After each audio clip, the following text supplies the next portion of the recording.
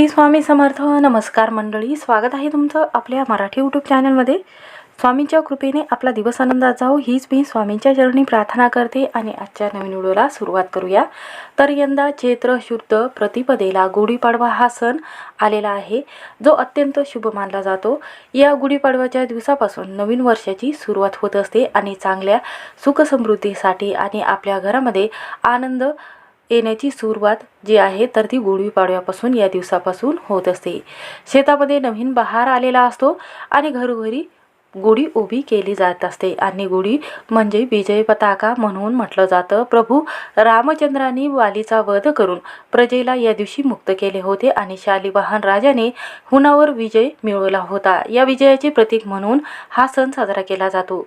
नवीन हिंदू नववर्षातील पहिलाच दिवस असतो, तर हा दिवस 3.5 मुहूर्तापैकी एक पहिला सण म्हणून ओळखला जातो.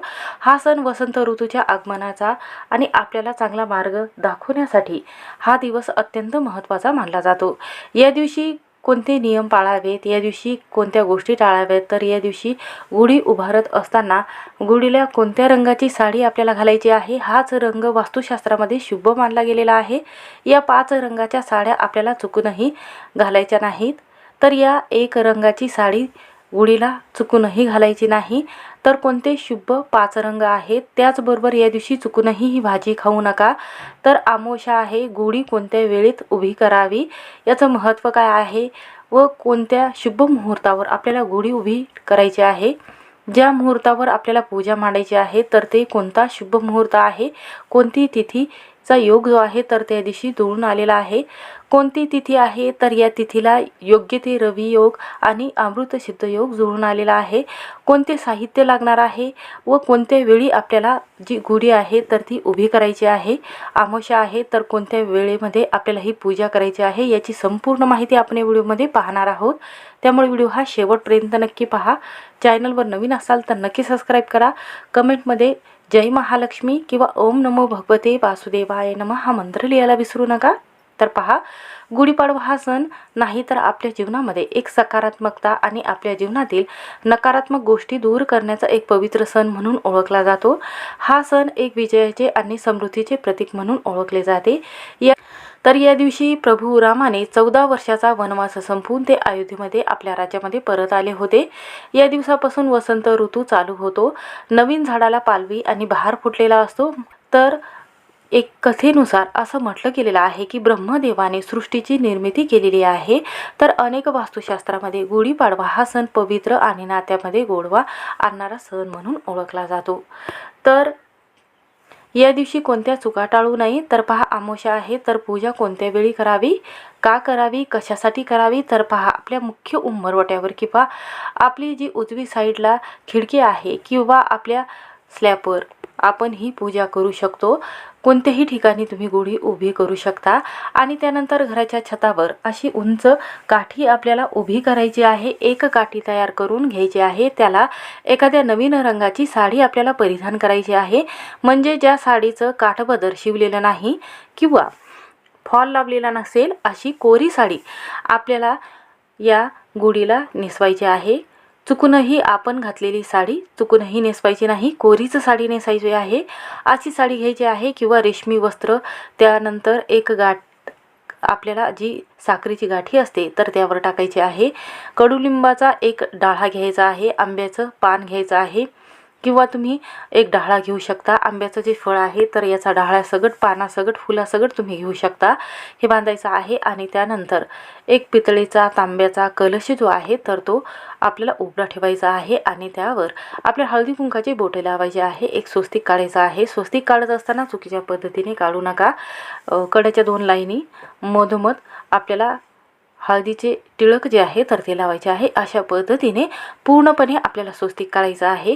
त्याला हळदी कुंकू अर्पण करायचं आहे आणि जी काठी घेतलेली आहे त्याला स्वच्छ गोमूत्राने किंवा गंगाजलाने स्वच्छ करून घ्यायचं आहे. हळदी कुंकाचे बोटे लावायचे आहेत, 5-5 बोटे लावायचे आहेत. आणि या दिवशी जेवणामध्ये कडुलिंबाचं सेवन केलं जातं. आंघोळीच्या पाण्यामध्ये आपल्याला कडुलिंबाचे पाने टाकून आंघोळ करायची आहे. सकाळी आंघोळ होण्या अगोदर ब्रश केल्यानंतर आपल्याला आवर्जून कडुलिंबाचे पानं, त्यामध्ये अर्धा चमच जिरे आणि हिंग आणि थोडंसं मध टाकायचं आहे आणि हे जे मिश्रण आहे ते तयार करून खायचं आहे. हे मिश्रण खाल्ल्याने आरोग्य चांगलं राहण्यासाठी आणि आपल्या अंगामध्ये जी ताप आहे किंवा आपल्यामध्ये हळीताप आहे तर ती कमी होण्यासाठी आपल्याला हा पदार्थ खायचा आहे. यामुळे मानसिक तणाव, ऊर्जा आपल्याला मिळण्यासाठी त्यासाठी हे पदार्थ खाल्ले जातात गुढीपाडव्याच्या दिवशी, म्हणून नक्की खावे. त्याचबरोबर मुख्य उंबरवठ्यावर हळदीचं पाणी शिंपडून आपल्याला रांगोळी काढायची आहे आणि त्यावर मुख्य प्रवेशद्वारावर 5 बोटे उमटून आपल्याला मुख्य उंबरवठा जो आहे तर तो स्वच्छ करून घ्यायचा आहे. हळदी कुंकाची बोटं उमटून घ्यायची आहे आणि मुख्य उंबरवठ्याची पूजाही करायची आहे.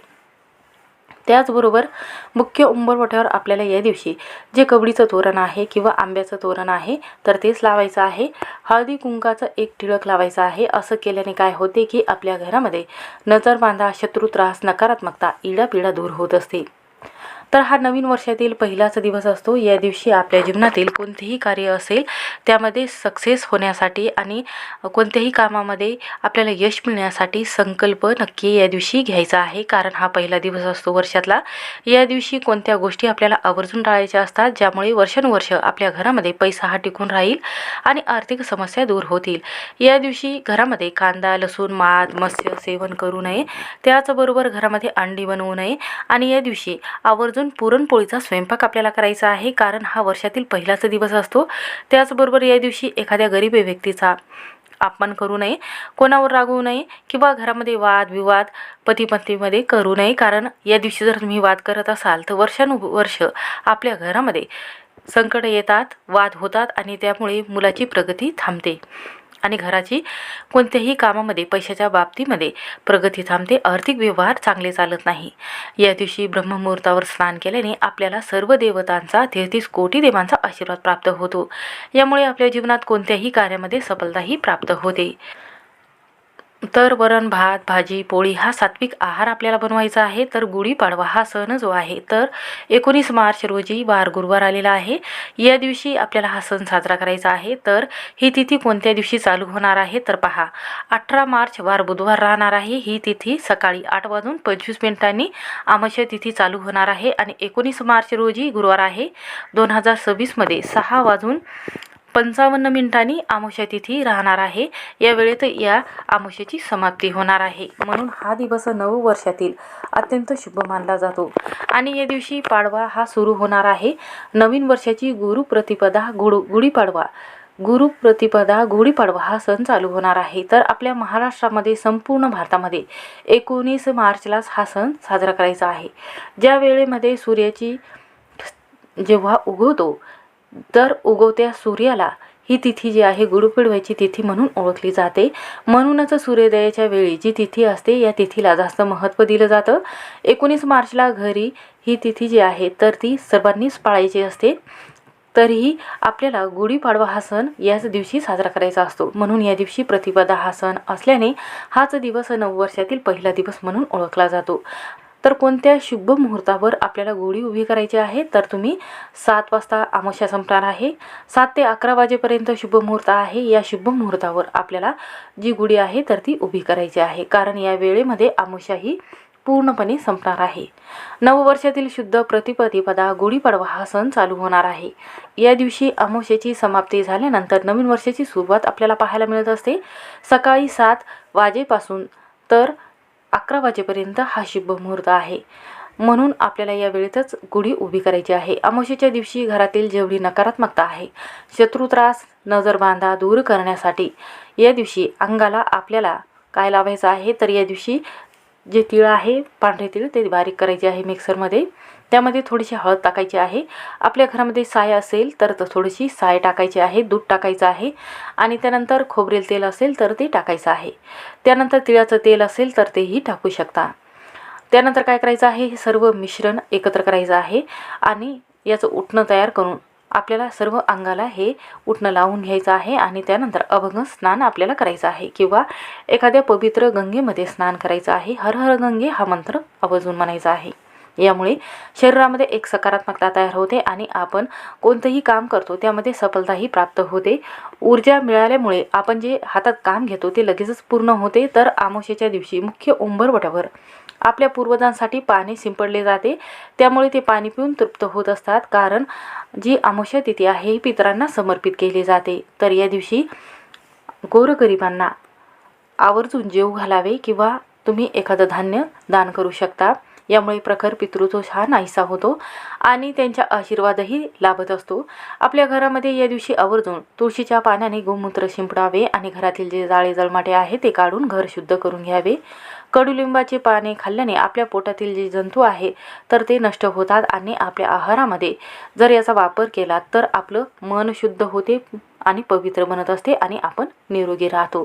तर या दिवशी 7 नंतर गुढी उभी करू शकता. त्यानंतर या दिवशी पुरणपोळीचा नैवेद्य गुढीला दाखवायचा आहे किंवा गुळ खोबऱ्याचा नैवेद्य दाखवू शकता. या दिवशी घरामध्ये पती पत्नीमध्ये वाद होऊ नये म्हणून आपण घर जे आहे तर ते शांतमय वातावरण ठेवावं. गुढी उभी करण्याचं महत्त्व असं आहे, एक भाग आहे. गुढी म्हणजे ऊर्जेचं प्रतीक, विजयाचं प्रतीक म्हणून ओळखलं जातं. आपल्या घरामध्ये सुख समृद्धी आणून देण्याचं एक साधन म्हटलं गेलेलं आहे. गुढीला केशरी, लाल, तांबड्या, भगवा रंगाची साडी तुम्ही घालू शकता किंवा ध्वज असेल तर ध्वज लावू शकता किंवा जरीची किनार असेल असे कापड आपल्याला घ्यायचे आहे. तुम्ही चांदीच्या तांब्या याच्यावर ठेवू शकता किंवा आपल्या घरातील तांबा आहे, जो कलश आहे, आपल्या घरातील जो कलश आहे पितळेचा तांब्या आहे तर ते ठेवू शकता. त्यानंतर एक साखरेची गाठी घ्यावी, त्यावर लावावी. एक हार बनवावा झेंडूच्या फुलाचा, तो ठेवावा. त्यानंतर आंब्याचं डहाळं लावावं आणि त्याचबरोबर जे कडुलिंबाचं पानाचं डहाळं आहे तर ते लावायचं आहे. त्यानंतर एक शुद्ध तुपाचा दिवा लावून आपल्याला या काठीची हळदी कुंकू लावून पूजा करून घ्यायची आहे. शुद्ध तुपाचा दिवा आवर्जून लावायचा आहे. त्यामध्ये एक लवंग, एक वेलची आवर्जून टाकायची आहे, ज्यामुळे माता लक्ष्मी आपल्या घरामध्ये प्रवेश करते. तर गुढी कुठे बांधायची आहे तर उंबरवट्यावर किंवा आपल्या खिडकीमध्ये किंवा आपल्या स्लॅबवर अशा ठिकाणी बांधायची आहे की जिथे आपल्याला दिसेल अशी उंच अशी आपल्याला गुढी उभी करायची आहे. तर गुढी नेहमी उजव्या साईडला बांधली जाते. उजव्या बाजूला घरातून येताना डाव्या बाजूला दिसेल, बाहेरून घरात येताना उजव्या बाजूला दिसेल अशी गुढी आपल्याला उभी करायची आहे. गुढी उभी करत असताना चौरंगावर किंवा पाटावर ठेवावी किंवा त्याच्यावर एक लाल रंगाचं वस्त्र ठेवून त्यावर उभी करावी. रांगोळी काढावी, झुकलेली नसावी, थोडीशी टाईट असेल, उभी असेल अशी जमिनीवर आपल्याला ठेवू नये, पाटावर ठेवून उभी करायची आहे. त्याचबरोबर पहा, गुढी उभारत असताना किंवा काढत असताना आपल्याला चणा डाळ किंवा फुटाणे गूळ याचा नैवेद्य आवर्जून दाखवायचा आहे आणि पुढे आपल्याला रांगोळी काढायची आहे. आणि त्यानंतर नैवेद्य या दिवशी कोणता ठेवायचा आहे, श्रीखंड पुरी ठेवू शकता, पुरणपोळी, खीर याचा नैवेद्य दाखवला जातो. आणि त्यानंतर ब्रह्मदेवाला आणि श्री हरिविष्णूला प्रार्थना केली जाते की माझ्या घरामध्ये सुखसमृद्धी राहू द्या, वर्षानुवर्ष घरामध्ये सुखसमृद्धी, धन, ऐश्वर्य नांदू द्या आणि माझ्यासोबत आणि माझ्या परिवाराची भरभरून प्रगती होऊ द्या, घरातील आजारपण दूर होऊ द्या, घरामध्ये विघ्न येत असेल तर ते विघ्न कायमचे टळावे, मुलाच्या अभ्यासामध्ये भरभरून यश मिळावं, कुटुंबामध्ये जे पती कर्जबाजारी झालेले आहेत तर त्याचं कर्ज जे आहे त्यांचं कर्ज जे आहे ते कमी होण्यास मला सहकार्य करा आणि मला यश मिळू द्या अशी प्रार्थना नक्की ब्रह्मदेवाला आणि श्री हरिविष्णूला करावी. जेव्हा संध्याकाळ 5:30 वाजता संध्याकाळ होते तेव्हा प्रदोष काळामध्ये आपल्याला ही गुढी काढायची असते. गुढीला सर्वात प्रथम थोडंसं पाणी, फुले अर्पण करायचे आहेत, हळदी कुंकू अर्पण करावं, साखरेचे नैवेद्य किंवा गाठी अर्पण करावी. त्यानंतर कडुलिंबाचे पान दुसऱ्या दिवशी प्रसाद म्हणून खायचे आहेत, आपल्या आरोग्यासाठी चांगले असतात. म्हणून अशा पद्धतीने हे नियम जर तुम्ही गुढीपाडव्याच्या दिवशी जर पाळले सकाळ ते संध्याकाळपर्यंत तर संपूर्ण गुढीपाडव्याचे जे नियम आहेत ते पाळल्याने आपल्याला व आपल्या घरामध्ये राहणारे जे व्यक्ती आहे त्याच्यावर कधीही विघ्न संकट येत नाही. घरामध्ये सुखी समृद्धी राहण्यासाठी वर्षभर आपल्या सुखी संसाराला कोणाची नजर लागू नये त्यासाठी हे जे कडुलिंबाची पानं आहेत तर ते गुढीवर लावले जातात. तर गुढीपाडवा हा सण धार्मिक दृष्टिकोनातून विजयाचे प्रतीक म्हणून ओळखला जातो. तरीही याचं धार्मिक महत्त्व असं आहे की काही साड्या आहेत तर या दिवशी परिधान करणे किंवा हा रंग पूर्णपणे वर्ज्य म्हटला जातो. तर कोणते रंग घालावे, कोणते रंग घालू नये, आपल्या महाराष्ट्रामध्ये आणि आपल्या भारतीय संस्कृतीमध्ये परंपरेनुसार कोणते शुभ रंग म्हटले गेलेले आहेत याची आपण माहिती पाहूयात. या दिवशी नवीन वर्षाची सुरुवात होत असते आणि आपण गडद आणि लाल रंगाचे व अंगाला प्रसन्न वाटणारे आणि आपल्या शरीराला प्रसन्न वाटणारे अशी रंगाची जी साडी आहे किंवा ड्रेस आहे तर तेच परिधान करायला हवे. तर यामध्ये पहिला रंग जो आहे तर तो लाल रंग आहे.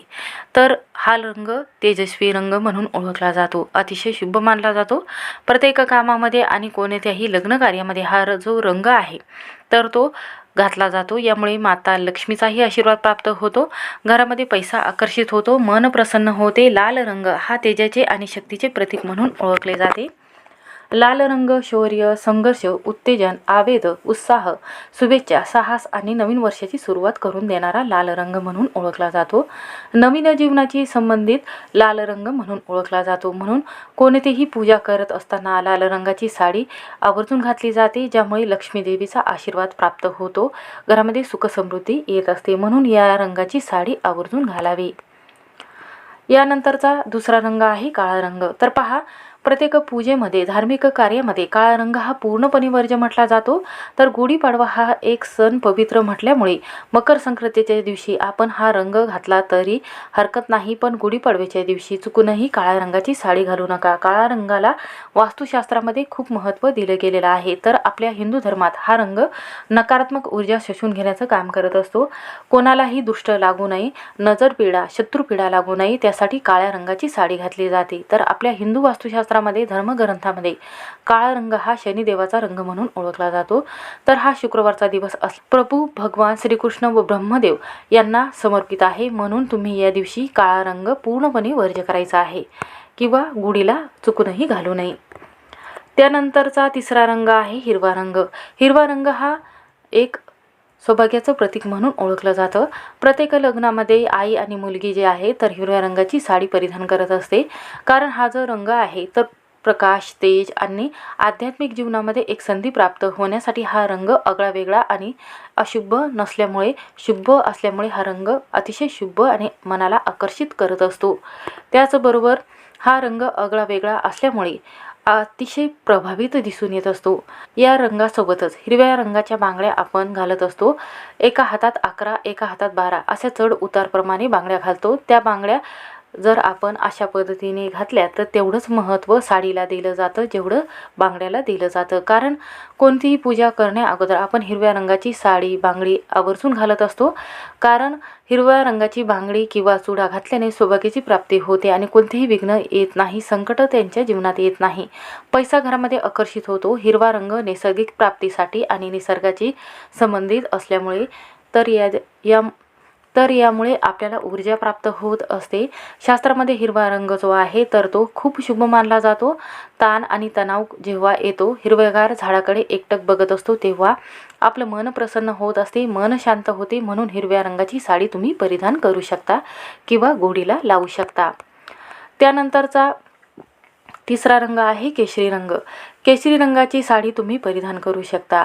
केशरी रंग हा सूर्यदेवाचा रंग म्हणून ओळखला जातो. केशरी रंग मनातील त्याग, क्रोध, अहंकार कमी करण्याचं प्रतीक आहे. छत्रपती शिवाजी महाराजांच्या सैनिकांचे ध्वज, रामकृष्ण अर्जुन यांच्या रथाचा जो रंग आहे तो केशरी रंगाचा आहे. केशरी रंग हा शौर्य, बलिदान, वीरता, धन याचं प्रतीक आहे. केशरी रंग हा देवी शक्तीचं प्रतिनिधित्व करत असतो. या रंगामध्ये सकारात्मक लहरी आपल्याला प्राप्त होतात, म्हणून तुम्ही या रंगाची साडी परिधान करू शकता. त्यानंतरचा चौथा रंग आहे पिवळा रंग. पिवळ्या रंगाला अतिशय शुभ मानलं गेलेलं आहे. पूजेमध्ये पिवळ्या रंगाला अतिशय शुभ मानल्यामुळे हा रंग भगवान श्री हरी विष्णू माता लक्ष्मीचा आवडता रंग आहे. यामुळे हा रंग परिधान केल्याने बृहस्पती या ग्रहाचा आपल्याला लाभ मिळत असतो, आर्थिक नुकसान होत नाही. पिवळ्या रंगाच्या कपड्याला पितांबर म्हटलं जातं. कोणत्याही मंगल कार्यालयामध्ये पिवळा रंग जास्त परिधान केला जातो, त्यामुळे नजर दोष लागत नाही. तसंच पूजेमध्ये जेव्हा आपण हळद वापरत असतो तर ती हळदही पिवळ्या रंगाची असते. पिवळा रंग हा सूर्यदेव मंगळ बृहस्पती शुक्र ग्रहाचे प्रतिनिधित्व करत असतो, तर पिवळ्या रंगाची साडी आवर्जून परिधान करावी. यामुळे आपल्या सर्व मनोकामना ह्या लवकर पूर्ण होतात. हळदीला जेवढं महत्त्व दिलं जातं तेवढं महत्त्व पिवळ्या रंगाला दिलं गेलेलं आहे. हा रंग शुभ रंग आहे, म्हणून या रंगाची साडी तुम्ही परिधान करू शकता किंवा गुढीला घालू शकता. त्यानंतर सर्वात शेवटी जो चांगला रंग आणि शुभ रंग म्हणून ओळखला जातो तो मुलींना, काळ्या सावळ्या मुलींना आकर्षित करत असतो, तर तो म्हणजे गुलाबी रंग. मुलींच्या आणि ज्या स्त्रियांच्या कपाटामध्ये जास्तीत जास्त आपण जो रंग बघतो तो गुलाबी रंग. गुलाबी रंगाची साडी असेल, ड्रेस असेल ते तुम्हाला पाहायला मिळेल. कारण गुलाबी रंग हा प्रेमाचं प्रतीक म्हणून ओळखला जातो. हा रंग आनंदाचं आणि समृद्धीचं प्रतीक म्हणून ओळखलं जातं. गुलाबी रंग हा नेहमी स्त्रियांना आकर्षित करत असतो. तर कितीही कमी वय असलं तरीही वय दिसत नाही. हा जो रंग आहे तर हा वय लपवत असतो. या रंगाची साडी घातल्याने कोणीही तुम्हाला किती वय आहे किंवा तुम्ही खूप चांगले दिसत आहात या रंगाने ओळखू येत नाही. एखादा गुलाबी फुलाकडे आपण बघितल्यानंतर आपलं मन प्रसन्न होते. तसंच आपल्या अंगावर जर या रंगाची साडी घातलेली असेल तर आपण स्वतः आकर्षित दिसू लागेल. यामुळे मन शांत राहतं आणि घरात धन आकर्षित होत असते. म्हणून या रंगाची साडी आवर्जून परिधान करावी. गुढीपाडव्याच्या दिवशी या रंगाची साडी परिधान केल्याने, आपल्या गुढीला लावल्याने एक वेगळी सकारात्मक लहरी आपल्याला प्राप्त होत असते. या रंगाची साडी परिधान केल्याने बाहेरची उष्णता शोषून घेतात आणि आपलं शरीर हे उबदार आणि निरोगी ठेवतं. म्हणून आवर्जून या रंगाची साडी घालावी. थंडी आणि उष्णता शोषून घेण्यासाठी या रंगाचे गडद आणि फिकट रंगाचे कपडे घातले जातात. पोपटी, क्रीम कलर जे आहे किंवा जांभळा रंग आहे किंवा कोणतेही लाल किंवा हिरवा या रंगाची साडी तुम्ही परिधान करू शकता. म्हणून हे नियम पाळावे. आणि या दिवशी आवर्जून गुढीपाडव्याच्या दिवशी पतीच्या आवर्जून पाया पडाव्यात. पाया पडत असताना डोक्यावर पदर घ्यावा. या दिवशी साडी आवर्जून घालायची आहे. हा नियम नक्की पाळा. श्री स्वामी समर्थ. व्हिडिओ आवडला असेल तर स्किप न करता शेवटपर्यंत नक्की पहा.